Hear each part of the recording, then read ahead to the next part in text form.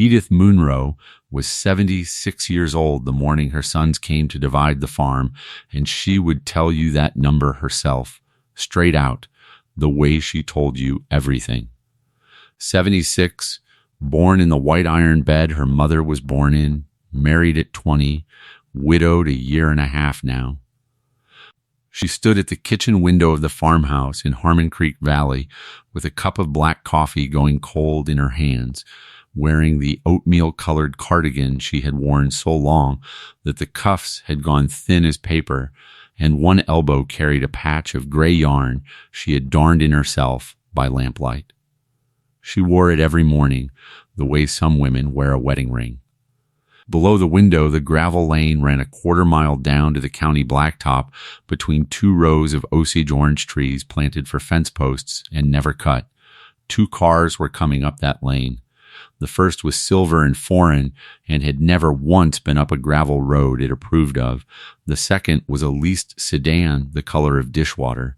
Her sons drove them, and behind them came a dark wagon she did not recognize, which she guessed correctly was the lawyer. The Munro place was 300 acres.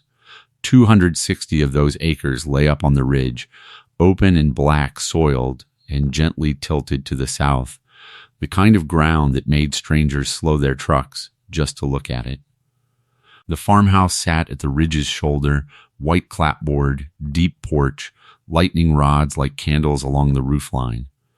Below it stood the 2 red barns, the machine shed, the corn crib, and the concrete stave silo Walter had put up the year Roger was born. And then there was the bottom. 40 acres of it, down along Harmon Creek, where the valley pinched in and the sycamores grew so tall they threw shade halfway up the pasture hill. The bottom 40 flooded most springs. It grew mosquitoes in July, fog in October, and sycamore roots all year round. You could not till it, could not build on the low parts of it, and could not convince any farmer in Marlow County, Missouri, to trade good money for it. On the plat maps at the courthouse, it had its own parcel number, split off from the home place 3 generations back for reasons no one living claimed to remember. The neighbors had a name for that ground, a name said so many times it had worn smooth the way a stair tread wears smooth. They called it the Worthless 40. Edith had heard the name all her married life and never once argued with it, because arguing was not her way, and because the name kept people out. What she knew about the bottom 40 she kept the way she kept everything else, quietly, in order, on a shelf in her chest. Walter had been gone a year and a half. A heart that had worked 79 years quit on him in the seed corn aisle of the co-op in Brayfield between one breath and the next, and the men who caught him said he was gone before they got him level. 56 years she had been married to that man. 56 years of rising in the dark, of coffee in the blue enamel pot, of watching his flashlight bob down through the pasture toward the creek every single morning of their married life, rain, snow, drought, Christmas morning included. He would be gone 40 minutes, sometimes an hour, and come back with wet boots and a closed, contented face that was not sad, only private, and she had learned in the first year of her marriage not to follow him down there and not to ask. Every family farm has one door that only one person opens. On the Munro place, that door was down in the bottom, and it was made of oak. And Walter carried the key on a ring that never left his belt. Since the funeral, the key ring had hung on a nail inside the cellar doorway, and Edith had walked past it every day and left it hanging. Grief has its own fence lines. Her sons had not come home for the funeral so much as they had landed on it, the way birds land on a wire, briefly, with their minds already on the next wire. Roger was 53, the older, a commercial property man in Kansas City, a big, smooth-faced fellow who wore a Navy suit the way other men wear a uniform, and who had a habit, when he talked to his mother, of speaking a little more loudly and a little more slowly than he did to anyone else, as though age were a kind of distance. Dennis was 50, an insurance man in Springfield, softer than his brother in body and in will both, a follower born, who laughed a half second after Roger laughed and stopped a half second after Roger stopped. They were not wicked men. Edith would have corrected you sharply if you had called them wicked, because she had raised them, and a mother knows the difference between wickedness and weakness. They were busy men, that was all, busy in the way that hollows a person out, and they had lived so long among numbers on screens that they had come to believe everything real could be converted into a number and traded up for a better one. They had been circling the farm for a year and a half the way you circle a thing you intend to have. And on his last 2 visits, Roger had carried a folder he never quite opened. Now the folder was coming up the lane at last, riding in the silver car, and Edith Munro set down her cold coffee, smoothed the front of her worn cardigan with both hands, and put the kettle on, because whatever else happened at her kitchen table that morning, there would be coffee served at it. She was of the generation that fed people first and found out afterward what they had come to take. The cars parked in a row by the yard fence, neatly, bumper to bumper, the way city people park, as if the yard were a lot with lines painted on it. Roger got out and buttoned his suit coat against the March wind and looked up at the house. And Edith watched him do it and knew exactly what he was seeing, because she had seen the same look on the faces of the auction men who came around after Walter died. He was seeing roof pitch and square footage and road frontage. He was not seeing the porch post his father had turned on a lathe in the machine shed. A place will show a man exactly as much as he has paid into it. And Roger had stopped paying in a long time ago. Dennis climbed out of the dishwater sedan carrying a box of gas station donuts, because Dennis always brought something. It was his way of apologizing in advance. And out of the dark wagon came a trim man of about 40 in a gray topcoat, carrying a leather case, who introduced himself on the porch steps as Alan Pretty, attorney, in a voice that was kind the way recorded messages are kind. Edith shook his hand, said she was pleased to meet him, which was a lie she reckoned the Lord would forgive her for, and held the storm door open with her shoulder while the 3 of them filed past her into the warm kitchen that smelled of coffee and of the bread she had set to rise at 5 that morning, out of habit. Because her hands still believed the house was full even when the calendar knew better. They sat down at the long oak table, and Roger squared his folder in front of him the way a man squares up a deck of cards before he deals, and that was the morning the Munro farm was divided. Cold sun, wind out of the northwest, the furnace ticking in the cellar, and Edith Munro, 76 years old, in a cardigan worn down to the color of oatmeal and patience, poured coffee for all 3 of them before she sat down at the head of her own table to hear what her sons had decided her life was worth. Roger began the way men like Roger always begin, by saying it was not about money. It was about being practical. It was about protecting her. He used the word protect 4 times before his coffee had cooled, and each time he tapped the folder with 2 fingers as if the protection were inside it, printed and stapled. The plan, once it came out from under the wool, was simple as a pocket knife. The farm would be split now, while everyone was living to spare taxes later. The farmhouse, the barns, the machinery, and the 260 acres of ridge ground would go to Roger and Dennis jointly, and the brothers would sell it. Roger already had the buyer, and he said the name the way a man lays down a winning card. Hargrove Land Partners, out of Kansas City, a farming outfit with money behind it, paying, Roger said, numbers that would not last. He spread a colored map on the table, and the Munro place lay on it in a shape Edith had known longer than she had known her own sons, outlined in blue.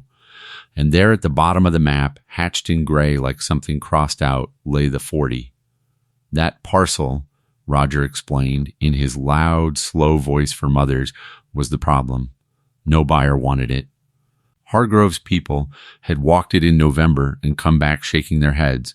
Floodplain, the whole east half of it.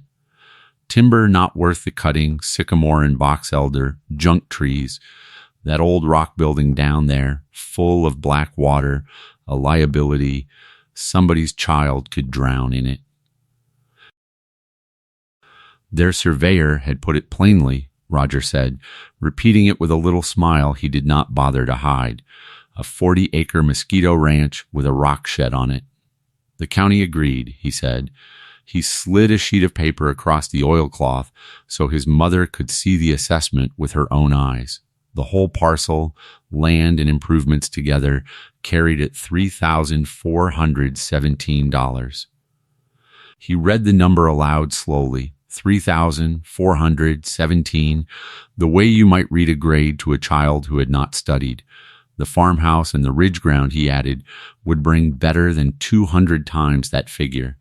He let the arithmetic sit on the table where everybody could look at it.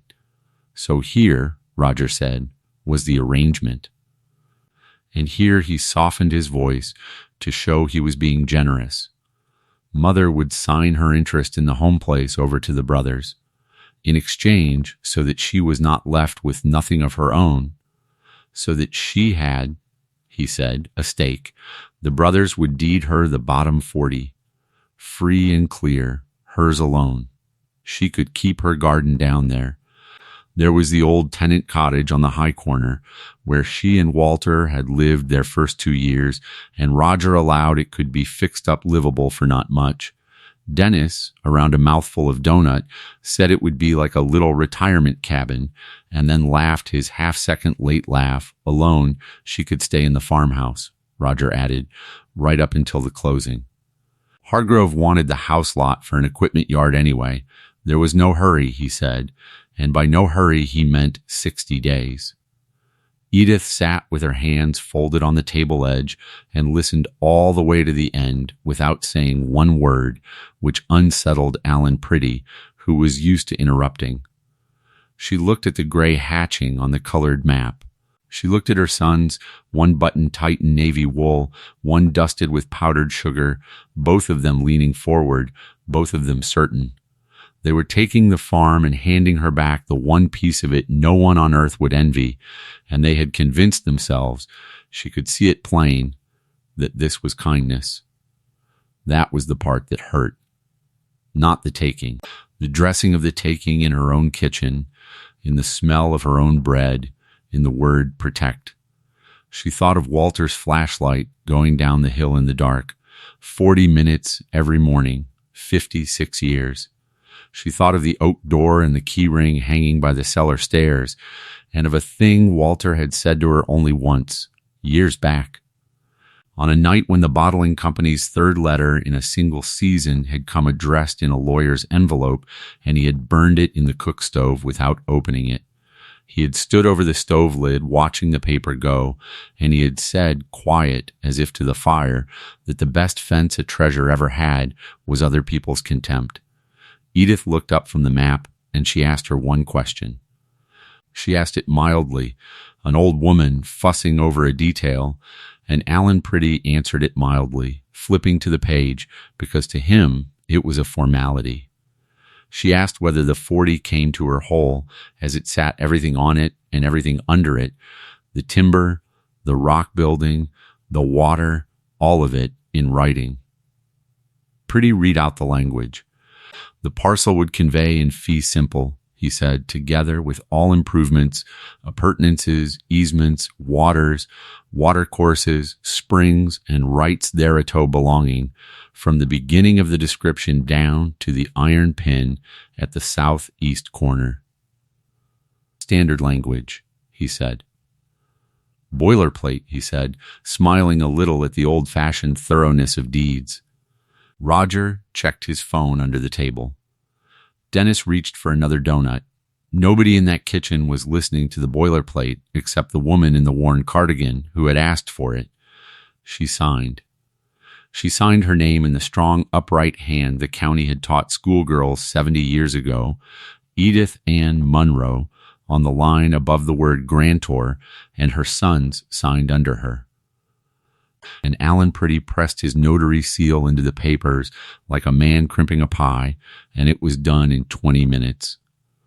Her sons took the farmhouse and the barns and the 260 acres of the best dirt in Marlow County and left her the worthless 40. Roger squeezed her shoulders on his way out and told her she would thank him someday. Dennis hugged her sideways and left her the last donut on a napkin and was, in his way, sincere. The deed included the spring house. Nobody at that table had said the word spring house out loud, not once. On the papers it appeared only in the old surveyor's shorthand, rock outbuilding, and in Hargrove's walkover, notes it was a liability with black water in it, and in her sons' minds, so far as it existed there at all, it was the shed where their father had fiddled away his mornings. That was the whole of what they knew about the thing their boilerplate had just handed away, and they drove back down the lane before noon, 2 careful cars and a dark wagon carrying copies of everything and understanding none of it. The 60 days went by the way the last water goes down a drain, quicker at the end. Edith did not spend them grieving the farmhouse. She had buried a husband out of that house. A building was a building. She sorted ruthlessly, and what she kept fit in the bed of Walter's old green pickup in 3 loads. The blue enamel coffee pot, the iron bed, her mother's cedar chest, the kitchen table she did not take because Roger's buyer wanted the house broom clean, and she left it standing in the empty kitchen, 1 oak table. 60 years of suppers, and shut the door on it without looking back. Lloyd Hutto, the dairyman whose ground bordered hers on the west, came with his grandson's flatbed and moved her the half-mile down to the bottom in one gray April afternoon. The tenant cottage stood on the high corner of the 40 where the floods never reached, 4 rooms and a porch, sound roofed because Walter. He now understood, had quietly kept it sound roofed all these years the way he had quietly kept a great many things. Lloyd carried in the cedar chest, set it down, looked around at the little rooms, and then out the window toward the line of sycamores along the creek. And being a man who had farmed next to Walter Munro for 40 years, he said only that she would not want for water down here. Anyway, and then he clamped his mouth shut as if he had said more than he meant to. That first evening, Edith walked her fence lines like any new owner of any ground on earth. 40 acres. You could walk it in an hour if you did not stop, and she stopped everywhere. And she ended, as she had always known she would, in the deep shade at the foot of the pasture hill in front of a low. Massive building of cut limestone with a slate roof green with moss and walls 2 feet through, standing over its own outlet stream the way a hen stands over a chick. It was 30 feet on a side if it was an inch, built like a bank vault, and the water sliding out from under its downhill wall through a stone channel ran as thick as a man's thigh and made a sound like a crowd murmuring in another room. Over the oak door, chiseled into the limestone lintel by a hand dead now for 100 years, were a name and a date. Elias Munro. 1894. Edith stood before the door with Walter's key ring in her cardigan pocket, and the cold coming off the stone and the water talking under the wall, and for the first time in a year and a half she felt her husband standing just behind her shoulder, so plainly that she spoke to him out loud. "Well," she said, "it is mine now, and no one else wanted it. You always said that was the safest thing a thing could be."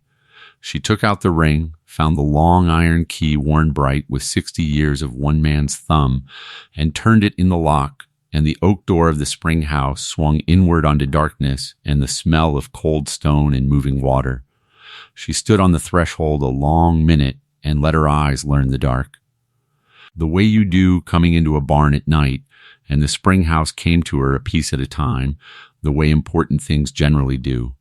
The floor was flagstone, swept, and that was the first message her husband left her, that a dead man's floor was swept. A stone walkway ran around 3 sides of a pool the size of a farm wagon, and the pool was the heart of it. a basin of worked limestone brimming with water so still and so clear that at first she took it for empty until a drop fell from the roof slates and the whole black mirror of it shivered. It was not black water like Hargrove's men had written. It was water with night inside it, deep as a well is deep, rising from somewhere under the hill with a steady secret force that never broke the surface, and it slid over a cut spillway at the pool's lower lip, in a sheet as smooth as poured glass, ran along a stone race through the middle of the building between raised troughs where farm wives 3 generations gone had set their milk cans and their butter crocks and passed out under the wall to become the stream she had heard talking. The air was the temperature of a cellar in June and moved slightly, always breathing past her toward the door. 56 degrees, Walter used to say, winter and summer, the one thing in this world you could set your watch by. It was the only boast she had ever heard him make, and he had disguised it as a weather report. On the wall opposite the door, on iron brackets driven into stone, ran shelves, and on the shelves, in a row that started at her left hand and marched clean out of the lantern light, stood ledgers, canvas bound, narrow, tall. Each spine numbered in white paint, in a hand that changed as she walked the row, an ornate old copper plate giving way to a school teacherish slant, giving way to the blunt pencil printing she had read off seed orders and Christmas tags for 56 years. She counted the spines twice because she did not trust her eyes in that light. There were 61 of them. She lifted down the last one and opened it on the reading stand by the door, a stand built at exactly the height of a man she had buried, and there was the 15th of September, the year before last, 4 days before his heart quit in the co-op, and in his blunt pencil, the final entry. Flow steady. 460. All well. Below the ledgers, on the bottom shelf, sat a Japan tin box, the kind country lawyers once kept papers in, and it was full, and on its lid, in her husband's printing on a strip of adhesive tape gone amber, it said, for Edie. She did not open it that first evening. There is only so much a person can carry up a hill in one evening, and she already had the lantern. The days found their shape, because days do. She was, whatever else her sons had made her, a landowner with a snug house, a garden spot of creek loam that grew tomato plants tall as fence posts, and no mortgage, no landlord, and no telephone she was obliged to answer. The churchwomen came down that first month, braced to pity her, and drove home confused.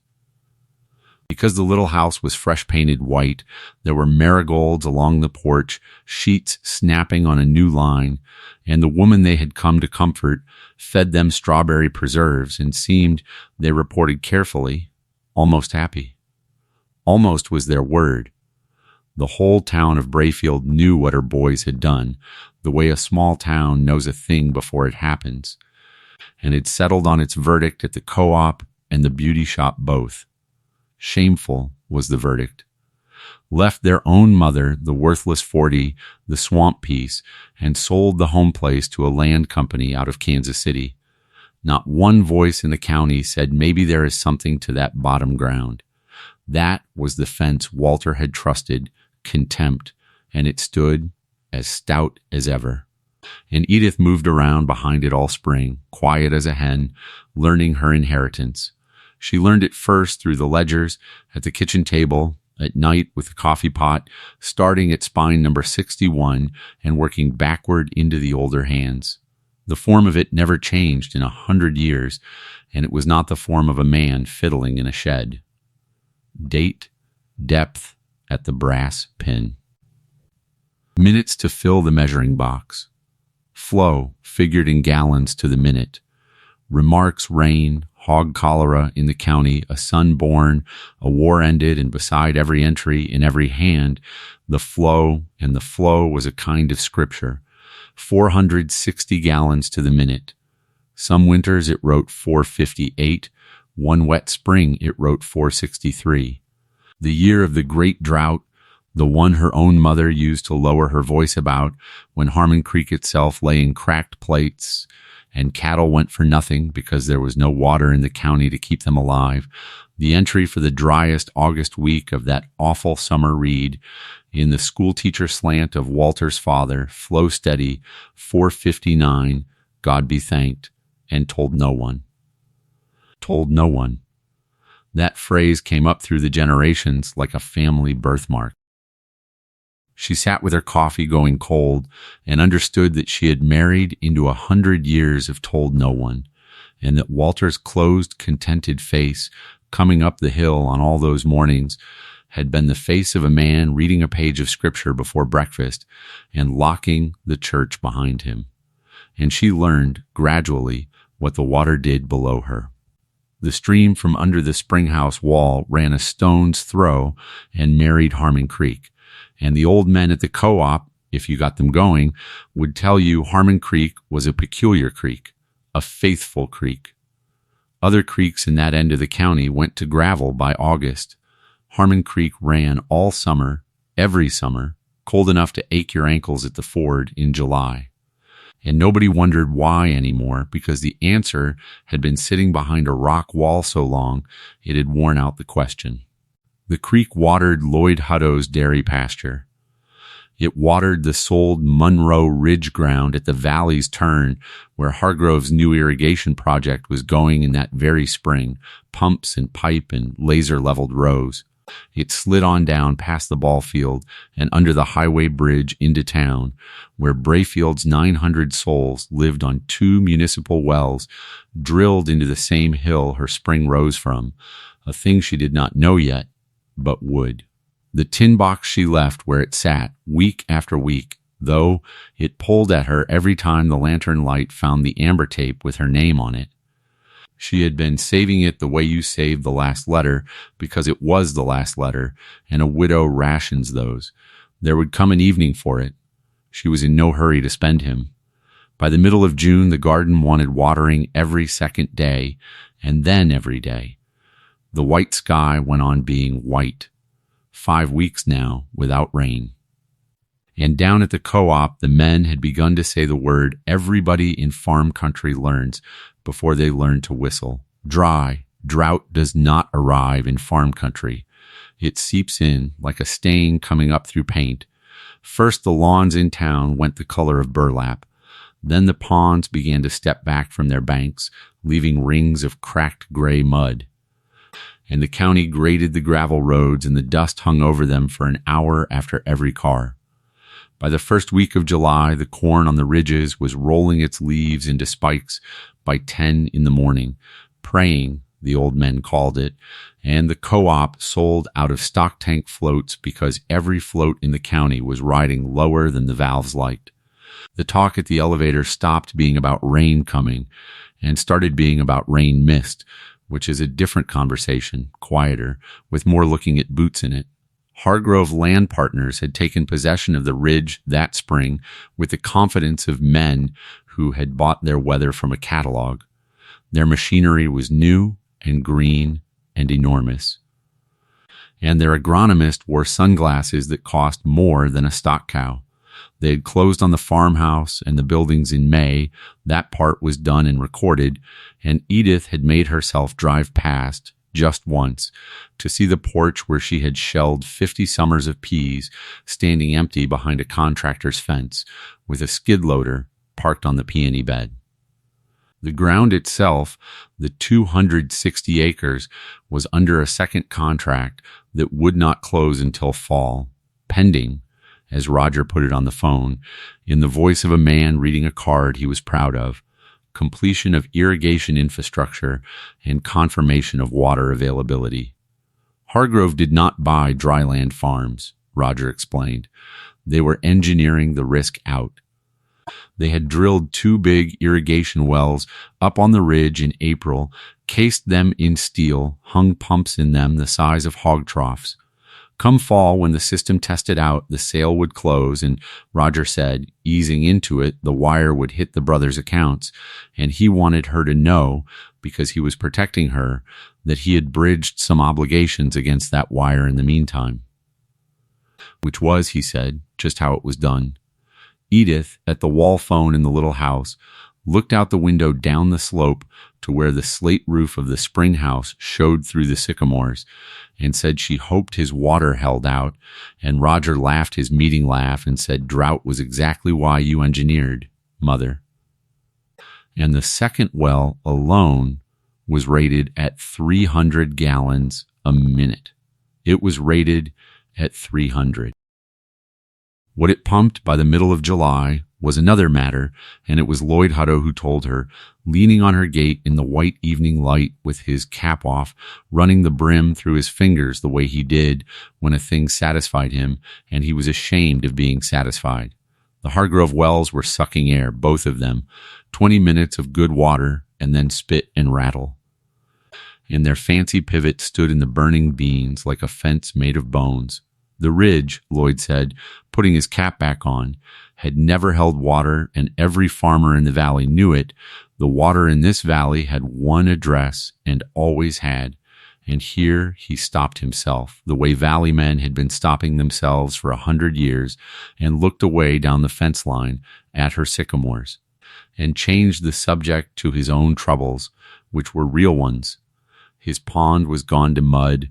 His well was pulling sand. He had 80 milking Holsteins and a hauler bill he could not say out loud, and Harmon Creek along his stretch had thinned to a ribbon you could step across, because upstream of him Hargrove had dropped a portable pump into the county's last deep hole and was running it around the clock, trying to keep 100 acres of seed beans alive with a creek that was running on one spring's kindness. Edith opened the gate and walked him down through her pasture to the line fence where the branch from the spring house crossed under the wire into his ground, cold and quick, and the width of a wagon plank, running exactly as it had run in February. Exactly as it had run, though only she knew the figures, in the drought her mother would not name. "Bring the cows to the corner," she said. "Cut me a lane in your wire and let them water at the branch, morning and evening, as long as this lasts." Lloyd stood looking at the water with his jaw working. He was a man who paid his debts and hated owing one, and she watched him decide, for his cow's sake, to owe one. He asked her what she wanted for it. She said she wanted the loan of his eyes and his silence, the same as Walter always had them, and Lloyd Hutto looked at her sharp then, because that was the first time in 40 years anyone on that farm had said out loud to him that there was a thing to be silent about, and he touched his cap brim and said, "Mrs., I never yet told, and I never will," and that is all either of them ever said about it. It was the last week of July when she went to the courthouse. She told the beauty shop it was about her homestead exemption, which was true the way a screen door is a wall.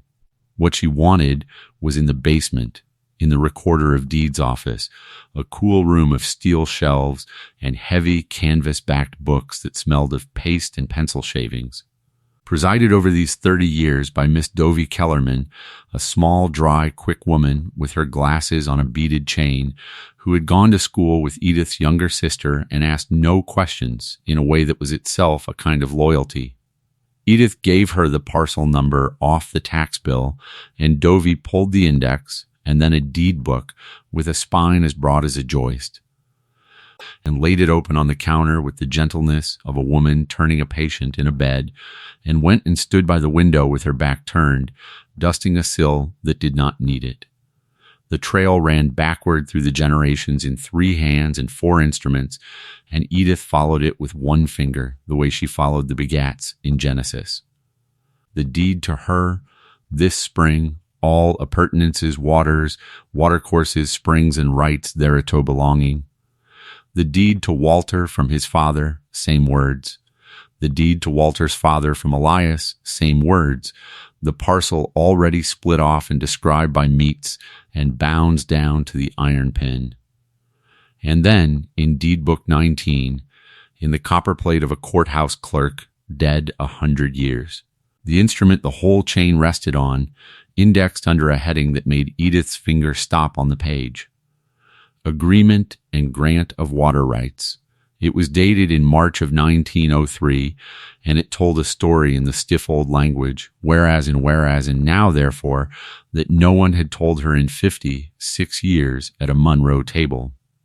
In 1903, the railroad had come to Brayfield, and the town's shallow wells had gone foul with fever that same summer, and the railroad and the town fathers together had moved to take the Munro Spring by condemnation for the locomotives and the town both.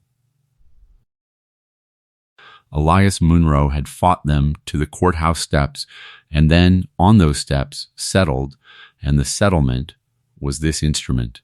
The town got a drawing right, water for the tank by the depot and the cisterns on the square, so many thousand gallons a day, until such time as the town should complete municipal wells of its own, whereupon the drawing right would lapse forever. And in exchange for granting that mercy, Elias got the county's seal pressed onto the sentence he must have written himself, or stood over the lawyer while he wrote it. All right title, and interest in and to the great spring arising upon said parcel, the waters thereof and the branch flowing therefrom, are confirmed unto the owner of said 40-acre parcel, their heirs and assigns, forever. Senior and superior to every other claim of use upon said waters whatsoever.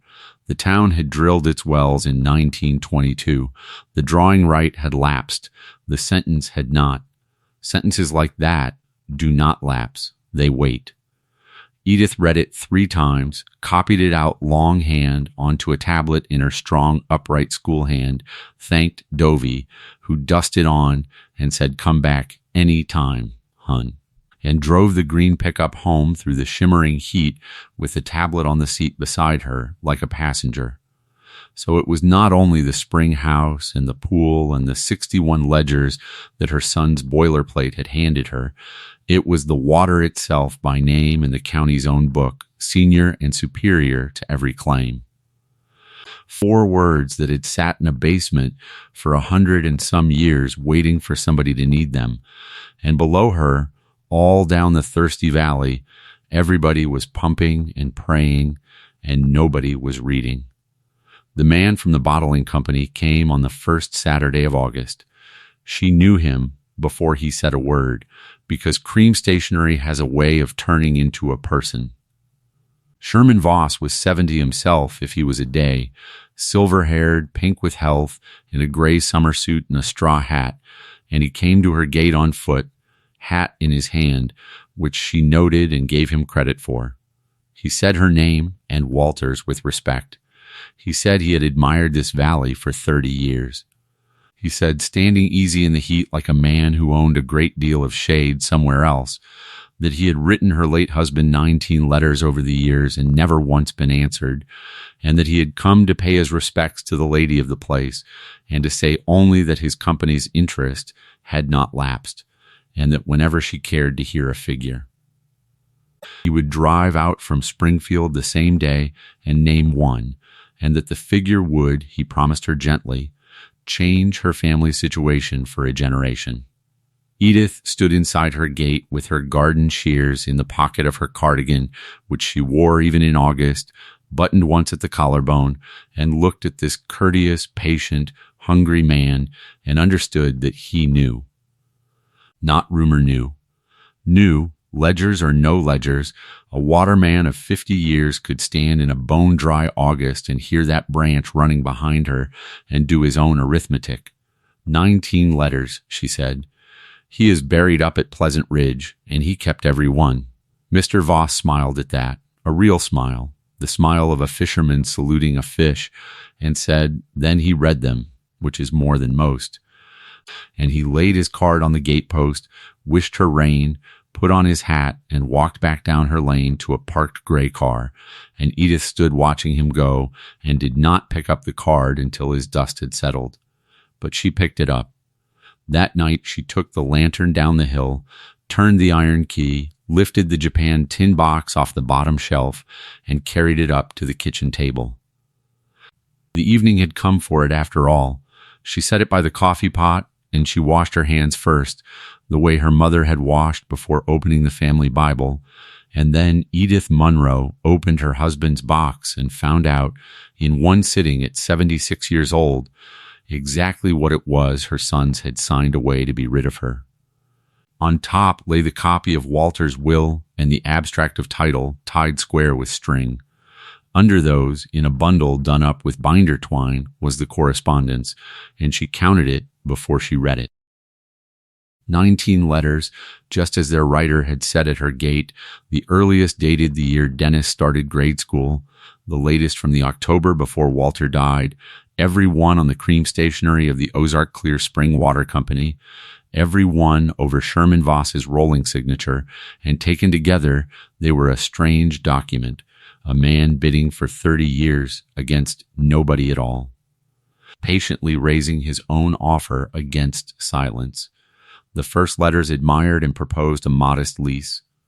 The middle letters proposed to buy the 40 outright, and the figures in them climbed through the years like floodwater on a porch post, past 600,000, past 850,000. The final letter, the one that had come in a lawyer's envelope in October and been answered by a funeral in a different October, offered $1,100,000 for the parcel and its rights entire, and called that figure, in Mr. Voss's smooth typewriting, merely a place to begin the conversation. She read all 19, in order, by the hanging bulb, and what struck her was not the money. It was the patience. A man does not write to a silence for 30 years over a curiosity. A man writes to a silence for 30 years over a certainty, and somewhere in Springfield there was a filing cabinet in which her 40 acres had been a certainty since before her boys could drive. She remembered, reading, a night years back. The third letter of one season coming up the lane in a lawyer's envelope, and Walter feeding it to the cook stove unopened, and the orange light on his face, and the thing he had said to the fire about contempt being the best fence a treasure ever had. She had thought at the time he was talking the way old farmers talk. She understood now that he had been reading her one sentence of the family book, the only sentence he ever managed, and that he had stood there hoping she heard it, and she had gone back to her mending. 56 years in a house with a man, and the size of what he was carrying only came to her now, by bulb light in his tin box. Under the letters lay a manila folder gone soft as cloth at the corners, and in it a report. State of Missouri, Division of Geology and Water Resources, dated 1958, a survey of springs of the Ozark border counties, and someone, Walter's father by the slant of the pencil, had folded one page back on itself so that the box had held it open to the same paragraph for close to 70 years.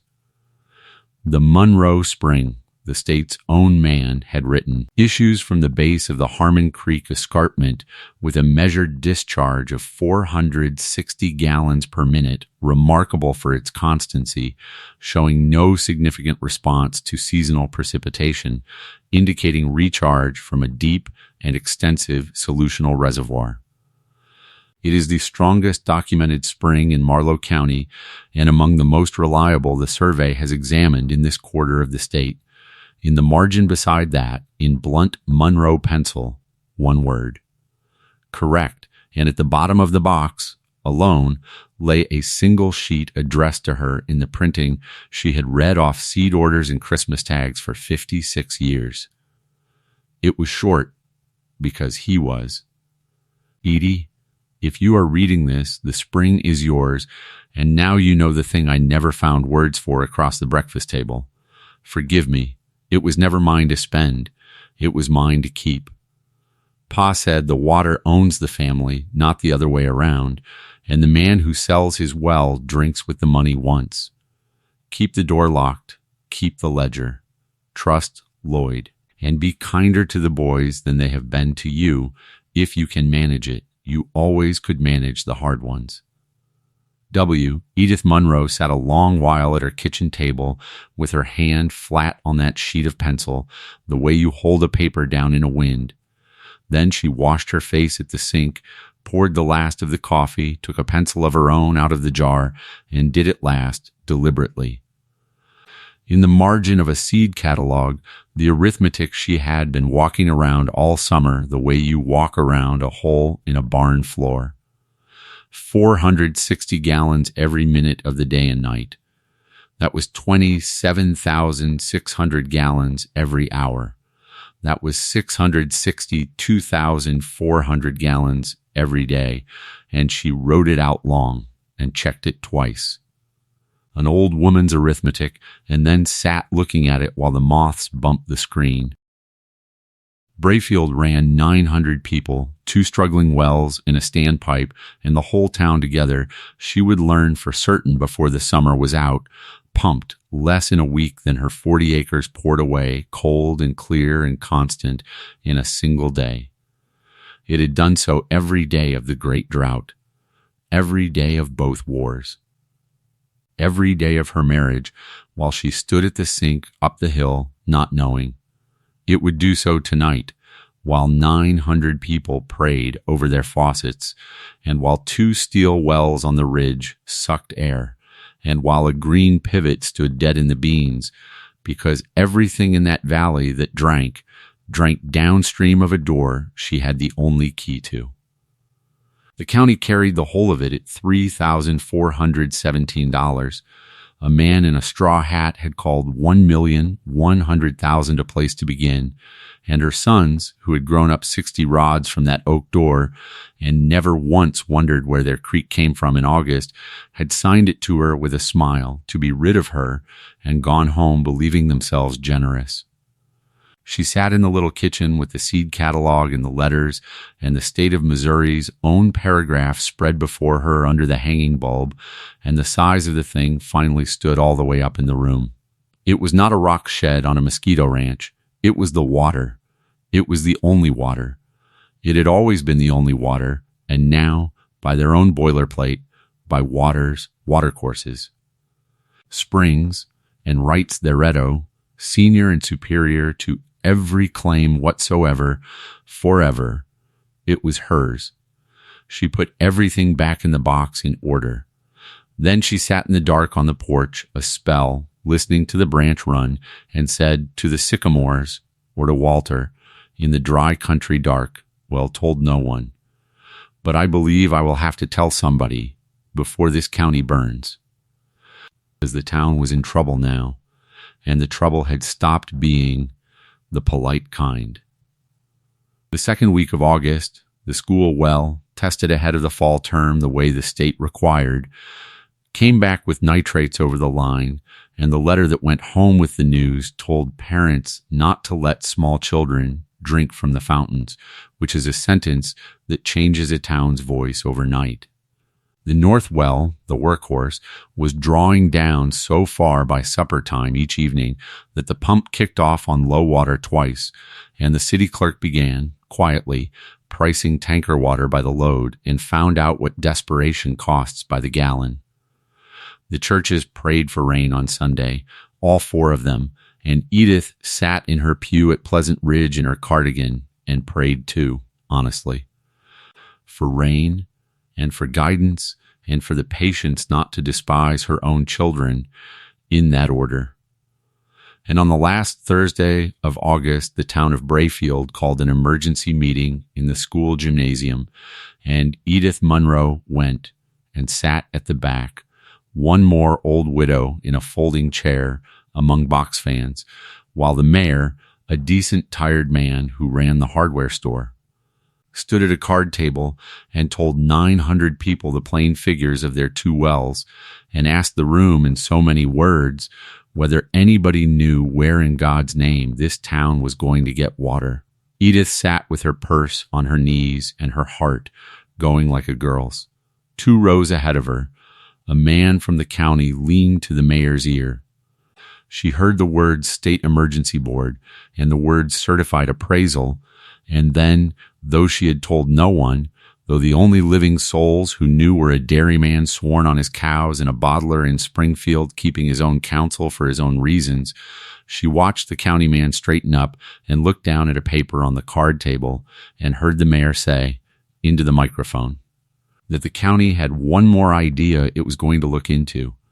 an old record out of the deed books, and that the assessor's office would be sending a man out first of the week to walk a parcel down on Harmon Creek. The gymnasium buzzed like a struck wire, and 900 heads began to turn it over, and in all that buzzing not one soul thought to look at the back row, at the small straight woman in the oatmeal cardigan, holding her purse, already knowing what the man from the assessor's office was going to find behind an oak door under the sycamores, and knowing, too, with a calm that surprised her, that the time her husband's family had kept faith with for 100 years, the time of told no one, was about to end in front of the whole county, and that it was ending exactly the way old Elias had fixed for it to end, on the owner's terms, and the owner was her. The man from the assessor's office came on Monday morning early while the mist was still lying along the creek, and his name was Curtis Weller, and Edith could not have invented a better witness if she had been given a catalog to order one from. Curtis Weller had appraised land in Marlow County for 31 years. He was a spare, weathered man of 60, in a pressed khaki shirt and a county cap, with wire-rimmed glasses and a clipboard bleached gray by 3 decades of tailgates. And he had a reputation that reached every coffee counter in the county, which was that Weller would not shade a number for his own mother. Farmers cussed him at the co-op the way you cuss a level. Nobody had ever once called him wrong. He parked his county pickup at her gate, introduced himself, apologized for the hour, and told her plainly what she already knew: that the county had found an old recorded agreement touching her parcel and its waters, that with the town in the fix it was in, the emergency board had asked for a certified appraisal of the parcel and any water rights running with it, and that she was under no obligation at all, and he would come back with papers if she preferred. Edith said she preferred to get it done before the heat and went and got the key. She watched him take the measure of the place as they walked down through the pasture, because watching men take the measure of that place had become her private theater. He noted the tenant house, fresh white, and put a number on it behind his eyes. He noted the fences, tight, and the timber, junk, and the flood scars on the east half, and she could all but hear the columns filling, and the total in his head as they came down the hill was, she would have bet the garden on it, within spitting distance of $3,417, because, as he mentioned himself on the way down, polite, making conversation. He had set that value personally, years ago, and seen no cause since to disturb it. Weather wasted bottom ground, he said. No offense intended, Mrs. She said none was taken, and turned him along the fence at the foot of the hill, and the sycamore shade came over them, and the sound came up through it, that murmur like a crowd in another room, and Curtis Weller stopped making conversation. He heard it before he saw it, and she watched 31 years of appraising walk into something it had no column for. The building came out of the shade at them, low and massive, 30 feet on a side, cut limestone 2 feet through, slate roof furred green, and the branch sliding out from under its downhill wall thick as a man's thigh, cold smoke coming off it into the August morning. In a county where the school fountains were roped off and the north well gasped at supper time, Weller stood at the stone channel a full minute, not writing anything. Then he crouched and put his bare hand in the water and held it there, and Edith saw his shoulders change when the cold bit him, because August water is not cold in Missouri, not anywhere. Not unless it has just now come up out of the deep rock, and every man who ever farmed knows it. She unlocked the oak door and let him into the breathing dark, and stood aside with her hands folded while Marlow County met the Monroe Spring. He walked the outside of the building first, because he was a methodical man, and she watched him do what every stranger did and lay his hand flat against the limestone as if the wall had a pulse, which, in a manner of speaking, it had. He paced off the walls and made it 31 feet by 29. He looked a long time at the slate roof, which had not lost a course in his lifetime or hers, and a longer time at the lintel over the door at the chiseled name and the date, Elias Munro, 1894, and he took the cap off his head at that lintel without appearing to notice he had done it, the way men of his generation uncovered in a church. He asked her how deep the pool was, and she told him what the ledgers told her, that Walter's grandfather had sounded it with a window weight on binder twine and given up at 90 feet, and Curtis Weller wrote that down, and then stood with his pencil stopped on the clipboard, looking at what he had written, and she watched the number go through him the way the cold had gone through his hand at. The channel. He was in there 2 hours after that. He measured the pool and the flow the honest way, with the brass pin and the measuring box and a stopwatch 3 times because he did not believe his own watch, and got 4:59, 4:61, 4:60, and stood looking at the stopwatch like it owed him money.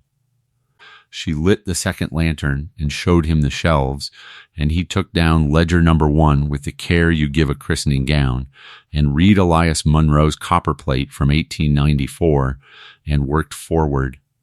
Decade by decade, drought by drought, 61 spines, 100 years of daily numbers that did not move. A record, he said out loud, half to himself, that a state hydrologist would give his teeth for, and then she handed him the manila folder and let the state of Missouri agree with him from 1958, and then, last, because she had learned a thing or two about the order you deal cards in, she laid her longhand copy of the 1903 instrument on the reading stand and stood the lantern beside it, and let Curtis Weller read the sentence. All right, title and interest in and to the great spring, the waters thereof, and the branch flowing therefrom, unto the owner of said 40-acre parcel, their heirs and assigns, forever, senior and superior to every other claim of use upon said waters whatsoever. He read it twice. He took his glasses off, wiped them on his shirt tail, put them back on, and read it again. And then Curtis Weller, who had not shaded a number in 31 years, sat down slowly on the edge of the stone trough like a man whose knees had been talked to, and took his cap off and held it, and in the lantern light Edith watched the color go out of his face plainly, the way it goes out of a winter sky. She had wondered in a private corner of herself what it would look like when the first official person understood.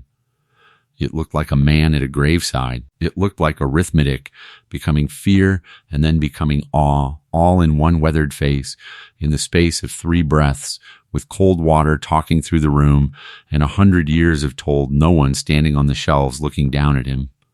What is it worth, Mr. Weller? Edith asked him, quietly, from the doorway. At the county's figure or at yours? And Curtis Weller looked up at the little woman in the worn oatmeal cardigan who owned the room he was sitting in, and he did not reach for his clipboard, because some numbers a man has already finished carrying before he speaks them, and he said it aloud, slow and plain, the way you read scripture at a funeral, and his voice was not quite steady on the first word. $2,200,000, he said, as the parcel sits, with the right that runs with it. And that figure is conservative, Mrs. I can defend every dollar of it in front of the emergency board, in front of a judge, in front of God. There is a bottling concern in Springfield that has offered 7 figures for this water in writing, and I suspect you know it. There is a town 9 miles down that creek that has no other sure source and no possibility of drilling one. This is the strongest documented spring in this county and the only senior right in this valley, and I carried it on my own books, he said, and here he looked down at the cap in his hands at $3,417 for 31 years, because there was a lock on the door and a name on the ground, and I never asked what the name was keeping. He stood up then and put his cap on and asked her permission formally to photograph the ledgers and the instrument copy for his report, and she gave it, and while he worked, she went up the hill and made him dinner, fried side meat and tomatoes out of the garden and the last of the light bread, because he had gone pale in her spring house, and a man who has had a shock ought to eat. He ate on the porch with his cap off and his clipboard shut, looking down the slope at the slate roof through the trees, and at the end of it, he said the other thing, the thing she would remember at the equalization hearing and after. "Mrs.," he said, "my certified number goes to the county board and the emergency board both, and it goes into the public record, and I file it Thursday. I cannot keep it quiet, and I would not if I could. Whoever deeded this parcel away without reading it," he said, standing, brushing the crumbs off, "is going to hear a number read out loud in a public meeting, and I expect it will be the worst sound they ever heard." He settled his cap. "It generally is," he said, and thanked her for dinner, and drove back up the lane to go be Thursday's thunder. Sherman Voss beat the county to her gate by one day, which Edith always afterward suspected was not luck, because men like Voss pay for their weather reports. He came Wednesday evening, hat in hand again, and this time he did not talk about admiring the valley. He stood at her gate in the long amber light and named his figure straight out, like a man laying his watch on a counter. $2,600,000 cash at closing for the parcel and the right, and she could keep a life estate in the cottage and her garden and never want for a thing the rest of her days, and neither, he added, would her sons. She gave him her full attention while he said it, because he had earned that much by 30 years of stationery, and then she told him no, and told him why. In words she had been carrying around since June. "My husband left me a letter," she said. "It says the man who sells his well drinks with the money once. You are a waterman, Mr. Voss. You know better than anybody alive that he was right." Voss stood a moment in the amber light, and then he laughed softly, an old man's laugh with real pleasure in it and real loss, and said that in 50 years of buying springs he had heard every kind of no there was, and hers was the only kind that held, which was a no that had already done its grieving. He wished her well. He meant it. He left his card on the gatepost anyway, under a pebble, hope being the last thing a salesman buries, and drove back toward Springfield through the dust. And that was the last time anybody ever offered to buy the Monroe Spring, because after Thursday, the whole world knew it was not for sale. The Sunday after Voss drove off, she went up to Pleasant Ridge after church with her garden shears and the tablet in her purse, and tidied the grass on Walter's grave, and sat down on the bench his lodge had put there, and told him out loud. In the September wind, the whole of it, because a woman who has kept house with a man 56 years does not stop reporting to him over a detail like a funeral. She told him about the ledgers in the courthouse and the man from the assessor's office going pale on the trough. She told him what the county said his rock shed was worth now, and allowed herself one dry remark about what he might have mentioned across the breakfast table in half a century, and let the wind carry that off, because his letter had already answered it. And then she read him, off the tablet, the sentence she had decided on, the one about the town's water being guaranteed ahead of every other use, and the creek keeping its flow forever. And she said, "I told one Walter, just the one, and only after it was mine to tell. The wind moved in the cedars, which is all the answer that kind of report ever gets, and it was enough." She drove home past the roped-off school fountains and did not feel helpless about them anymore, which is its own kind of riches. What she did about them, she did at her own kitchen table in September, with the first rain in 11 weeks drumming the porch roof like applause, and Dovie Kellerman's second cousin, who was a water district lawyer out of the county seat, drawing it up plain. The Brayfield and Harmon Creek Rural Water District signed, and Edith Ann Monroe signed, and the agreement said what she had decided it would say while she sat in the gymnasium with her purse on her knees. The district got what it needed, a metered intake at the foot of her parcel, below the spring house, water for the town guaranteed ahead of every other use, enough and to spare, for 50 years.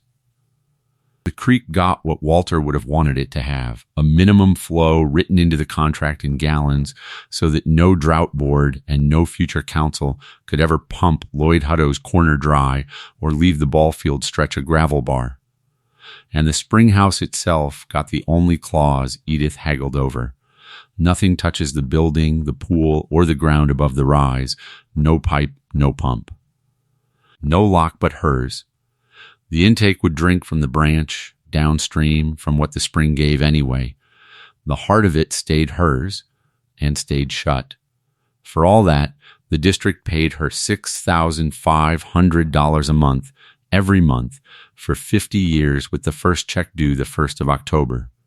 The lawyer, embarrassed, told her across the oilcloth that against Weller's certified number, it was a poor bargain and she could hold the town up for 3 times that. And Edith poured him more coffee and said she had lived 76 years without being rich and did not intend to learn a new trade now. And that a town that had roped off its school fountains was not a thing you held up, it was a thing you watered. But she took the $6,500, calm as taxes, because Walter's letter had said keep the ledger, and a ledger has 2 sides, and because, as she told Lloyd across the line fence, a woman who has been handed a mosquito ranch out of charity finds she can bear to be paid for the mosquitoes.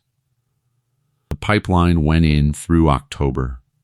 A trench down along the east line, where the floods had always ruled anyway, blue pipe and a low brick metering house no bigger than a smokehouse, and the crews were respectful of her fences because word had gone around Brayfield by then, and the town had made up its mind about Edith Munro the way a town does, all at once and permanently. At the hardware store, the mayor carried her sacks out himself. At Pleasant Ridge, the preacher, that first Sunday after the signing, took his text from Isaiah and a spring of water whose waters fail not, and did not look at anybody in particular, and everybody in the building looked at one particular person, a small, straight woman in an oatmeal cardigan in the 3rd pew, who studied her hymnal like there would be an examination on it. The valley thanked her the way valleys do, which is without saying so. Ricks of split white oak appeared on her porch through October, no note, though the truck tracks matched Lloyd Hutto's flatbed to anybody who cared to look. The county grader took to smoothing her lane without being asked.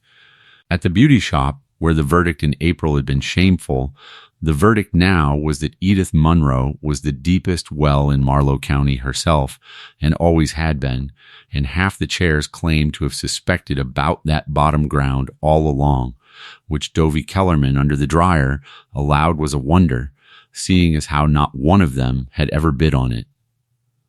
And at the end of October, Lloyd's granddaughter, who showed dairy heifers at the county fair, named her best fall calf Edith and asked permission first at the line fence formally, and the calf's namesake said she would be honored, and went in the house and laughed until she had to sit down on the cedar chest. The school fountains ran again by the middle of October. Town water with the cold of the deep rock still on it, and the letter that went home with the children that week said the water was tested, and safe, and would be, the superintendent wrote, for the next 50 years, thanks to an agreement with a neighbor the town would be thanking for a long time to come.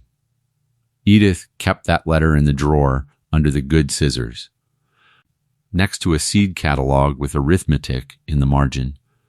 Her first district check she folded into her purse and drove to the county seat and paid 3 years of taxes ahead on 40 acres of bottom ground, and the clerk at the counter making conversation said it must feel strange, paying on the same parcel the whole courthouse was buzzing about, and Edith said it felt like paying taxes.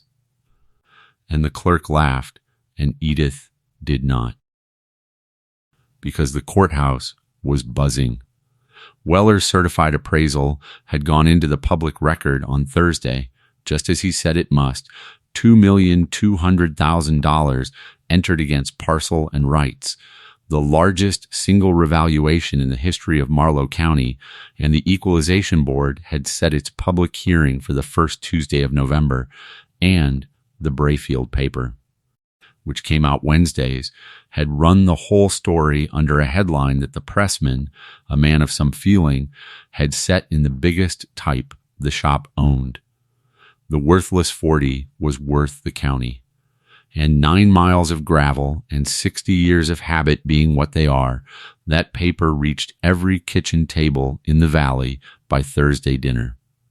But Kansas City does not take the Brayfield paper, and Springfield does not either, and so it happened that the last two people in the world to learn what the Monroe Spring was worth were the two men who had signed it away, and they learned it, as Curtis Weller had predicted, in the worst way there is to learn a number, which is out loud in public, with your own name attached to the story. From a stranger. The stranger was a lawyer for Hargrove Land Partners, and the instrument of instruction was a letter overnighted to Roger's office in Kansas City the last week of October, terminating the contract on the 260 acres. Roger read it standing up. Due diligence under the water availability contingency, it said, had disclosed a recorded agreement of March 1903, vesting all rights to the only reliable water source in the section, a spring of documented and exceptional discharge in the owner of an adjoining 40-acre parcel, senior and superior to every other claim of use whatsoever. The ridge wells having failed, and the creek being subject entirely to that senior right, Hargrove was electing to terminate. Attached for reference, said the last line, please find the county's certified appraisal of the adjoining parcel and appurtenant water rights, entered this month into the public record in the amount of $2,200,000. Roger read the number 3 times, and then the parcel description, and understood. With a bridge loan coming due against a wire that would now never arrive, that the adjoining parcel was the Mosquito Ranch, the owner of the senior right was his mother, and the instrument that had vested it in her was the deed he had ordered up himself, to be rid of her, with boilerplate he had been too busy to hear read aloud in her kitchen while she asked her one mild question, and he checked his phone under the table. He called Dennis, who had a copy of the deed in a drawer in Springfield, and made him read it over the phone, and there it was, in the language Alan Pretty had called standard, together with all improvements, appurtenances, easements, waters, watercourses, springs, and rights thereto belonging.